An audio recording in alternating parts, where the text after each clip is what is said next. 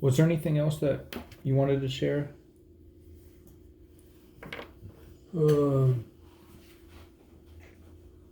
No.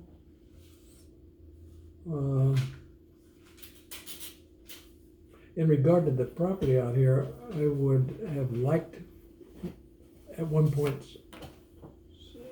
somebody asked me, just what would you like to see done with the property when we expressed an interest in downsizing.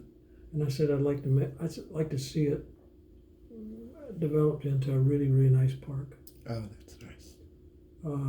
Or open space or minimal development, like small shops or a lot of walkways and benches, kind of a park setting. Mm-hmm. But I don't think that's going to happen. But that would be A nice restaurant Yeah. for people to go to. Now, have you contracted to sell it already, or it's just on the market, or? No, we're in the contract. Okay. So I have been for quite a while. But it comes with a mixed emotion. I'd love to stay here and all that, but I also face reality and say, Need to downsize. I cut that with a big tractor and a bush hog, and it takes me 2 days or so to do that, pretty steady, and 25 gallons of gas, and And you have to do it every week during the summer? not quite, but often enough, Yeah. 2 or 3 times a year. Right now, it'll hold pretty good until spring. Right now, You mentioned the house next to you is in the family also. Are you selling that one as well? Okay. The whole yeah. thing, Um, all of this. We didn't just, we thought, well, if we sell that, who knows what we'll put here. It'd be nice if we could live next to a park, but I'm not sure we want to live back next to a lot of retail or whatever. Mm-hmm. Semis would coming like- in at 4 a.m. Yeah. Would like for it to have been some place that would have made a very positive statement for the city. Yeah. And people would ride the train to Longwood to come here. Sort of a Longwood uptown mini scale sort of thing, like they do in some other places. Mm-hmm. That would be nice. But so many places just get filled up. Some of the most beautiful country here was out on both sides of Lake Emma Road and before the interstate was put in. That was absolutely beautiful country out there, dotted with small sand bottom ponds surrounded by a few pine trees and oak trees, and then upland oaks and more pines, and deer would come up out of Wekiva up in that area, and it was just really pretty. And I remember they came in there and leveled every bit of that and planted it in orange trees, and within 2 or 3 years it froze, killed all the trees almost, but nobody ever did anything with it for a long time. And then it's developed now into what it is. Yeah, so back then, range line wasn't there, so to get out that way, you had to go like up Millwee and Church and to Stum Corner, and There was a little. That road was only 1 lane wide, and you had to get off in the grass on the shoulder to meet a car to meet me. And the access to that was off of E. Williamson. It was just a little 2-lane kind of little dirt road that kind of went back in there.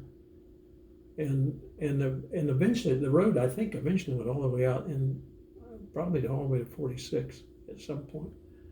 It just kind of meandered through there, all around Myrtle Lake. There was ducks came in there, and you'd see deer and dove. There were a lot of dove that came in there in the afternoons. so that's through what is Lake Mary now?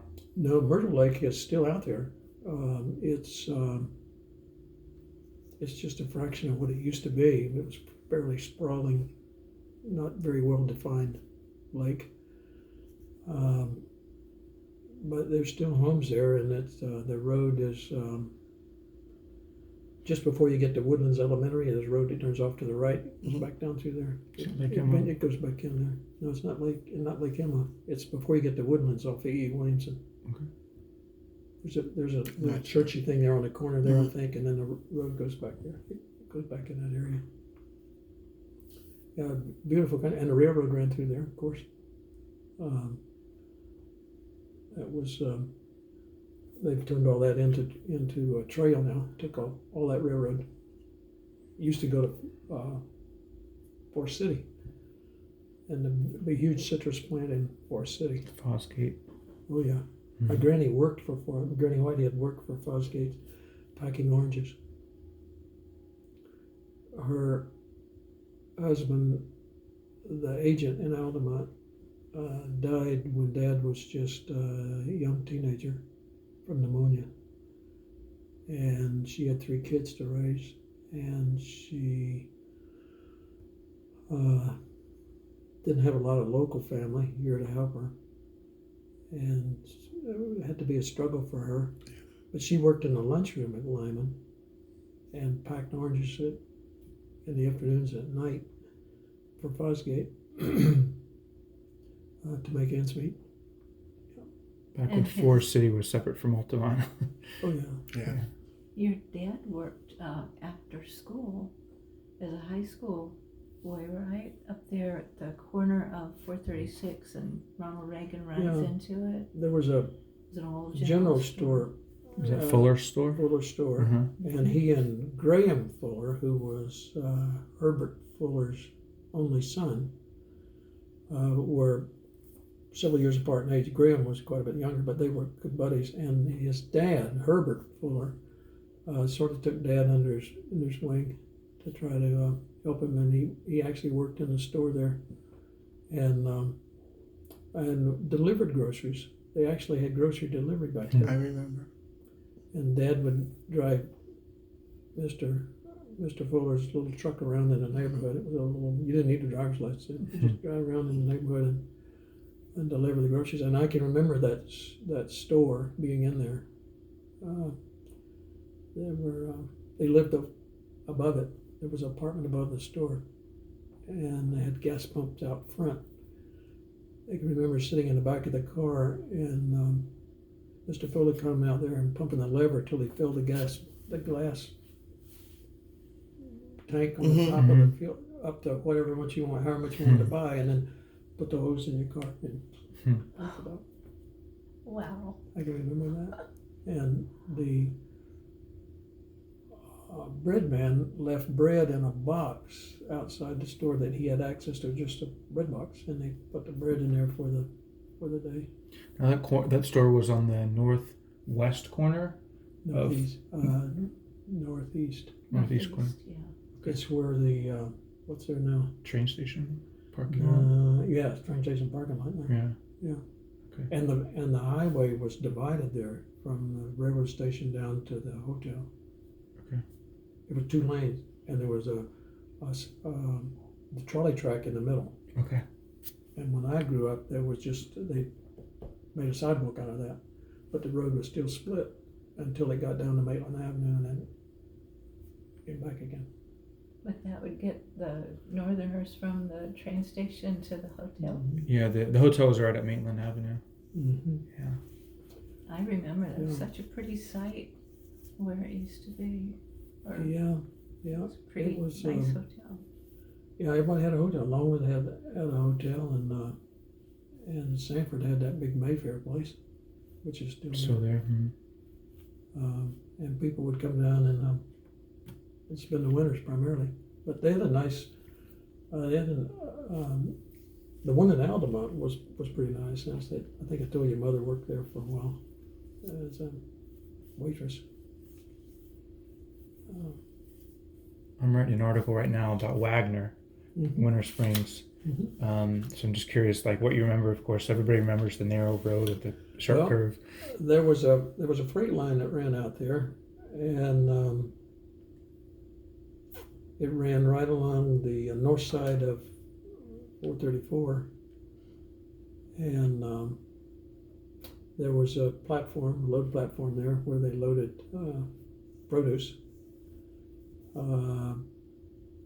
Primarily, I think early on it was a lot of cabbage, and then I call them spring onions. And one of the families that did very well with that, or had a lot to do with that, were the Poloian family, and their daughter Lucy was our high school math teacher at Wyoming, right out of college. And she's still around, but her name is Laird. But she married Bud Laird, who was the superintendent. School superintendent. Next on our list. And she's still here. But her dad started the So I'm sorry, what's her name again? Laird. Okay, there. I think Lucy Poloian. her main name was Poloian. Okay. Okay. And her dad started that. They immigrated, I think, from Armenian. She's Armenian. Very nice people. But he worked very hard over there, and they developed that up, and they had some boys, and they worked that up. But I can remember sitting on the front porch of the old house over there, and that truck would go by loaded with onions, and there was no mistaking. You knew that went by. And they carried them. I don't know where they carried them that way, but at one point they did all that on freight cars. There'd be freight cars there. So there was never a train station with a building. There, it was just a loading. Not that I know of. I don't think it was there were no passenger trains went out there. Mm. Not that I know of. But there used to be 4 passenger trains a day through here, and 2 north, 2 south, and some of them, 2 of them went through during the night, and that's Dad's job. He had to meet those trains in Winter Park, and they used to stop here, way back. I think they used to stop in Longwood. I don't know that Lake Mary had a station, but Sanford was a big railroad town. My great uncle, would have been Dad's uncle, was a conductor on the railroad out of Sanford. And they had a big yard and did a lot of engine and car repair and maintenance in Sanford. And Sanford was pretty well built on the railroads, and when that began to creep away, it affected Sanford.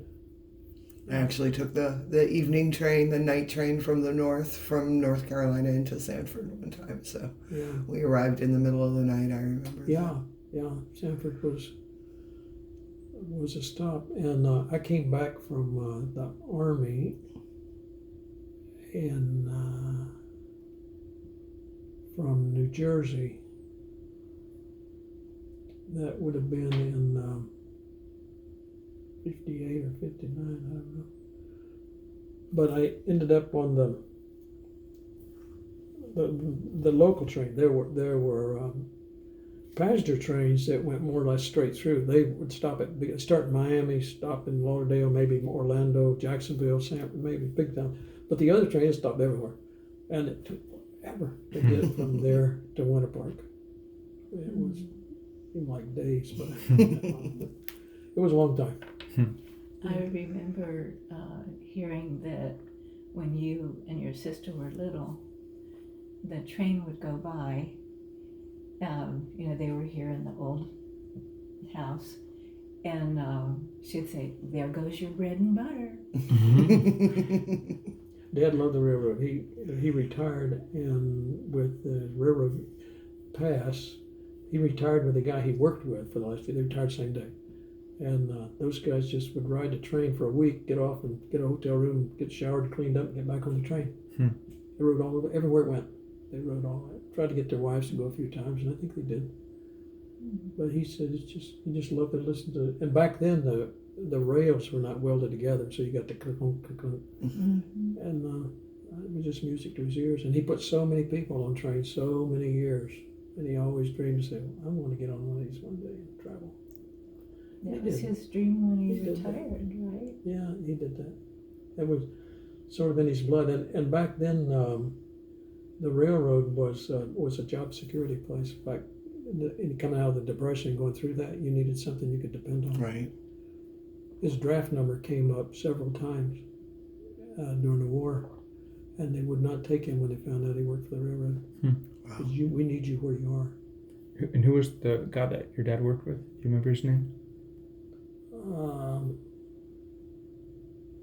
Wait Was a it minute. Armstrong or what? No, that was one of the guys. The guy he retired with was Joe. Joe. Joe and Miriam, They lived in Geneva. but the guy in Sanford. Do you remember that? Oh, my great uncle was Fields, Jim Fields. I have a picture of him someplace in his outfit. But when in the summer, our vacation was a trip on a train to D.C. or went to see his sister once in Massachusetts, and he could get free passes for us, and we'd get on that train, and occasionally Uncle Jim would be the conductor, so he would come by and chat with us while we were sitting there on the train traveling. So you knew Yeah. what it was like to sleep on the train. Oh yeah, well. That must have been an experience. The interesting thing is, if you finally go to sleep and it stops, you wake up. I mean, really instantly when it stops. And it seemed to be we'd always wake up in Rocky Mountain, North Carolina. Oh, one of my favorite places. Wake up. Love Rocky Peek Mountain. out. North It's Carolina. black dark out there, but you can tell you're in Rocky Mountain. That's actually where I came from, Rocky Mountain, North Carolina, into Sanford when I took the train. Yeah. Well, Granny would get on the train. Granny Whitehead, and her roots were in Goldsboro, North Carolina. Mm-hmm. That's Right, where my family's from Kinston, the next town. That's where she came from. I've been there. She was a Fields. Yeah. And I saw that Stephen was married to a Hodges, Nancy Hodges. Mhm. Do you know anything about her roots? Because that's a big name in North Carolina too. I haven't looked into it yet. You have to find out. it's on. Is it in here? There might be something in Okay. there about that. About her. Sure, maybe, or in the Because that would make us cousins. in that obituary. Of course, the going back to the Hooker line was a very important family here in Florida as well. Stephen's uncle maybe was one of the cattle kings of Florida at one time. Well, perhaps I saw that, I read that, but mother didn't know anything about it. If that was so. There was a lady from the Pierce line that he was associated with up in Anthony, Florida. She's long gone now, but she was very much into tracing the Hooker family, and she seemed to have hit a brick wall at John Tarver Hooker, Okay. and she couldn't quite figure out where to go. Well, we'll get that to you. We'll let you know. My dad was born in Linden, Florida, which is near Webster, Mm-hmm. off Highway 50. And there's a large cemetery there that's been there forever. And my great-grandpa Whitehead and his wife are buried there. And they came down from Georgia, and it looked like that people were coming into Florida, and he came from Georgia, and there was a Sloan family that came from the same general area, and they met in Sumter County, and so my granddad married a lady named Florida Sloan, and she's Sloan's Ridge. Sloan. I think Yeah, there's Sloan's Ridge. That's yeah, the Sloan. yeah. So they're both buried there. My dad and mother are over here, as well as Nancy and David and Oscar, Grandpa, are all over here. I don't know where I store all this stuff. And my I'm glad you're taping it.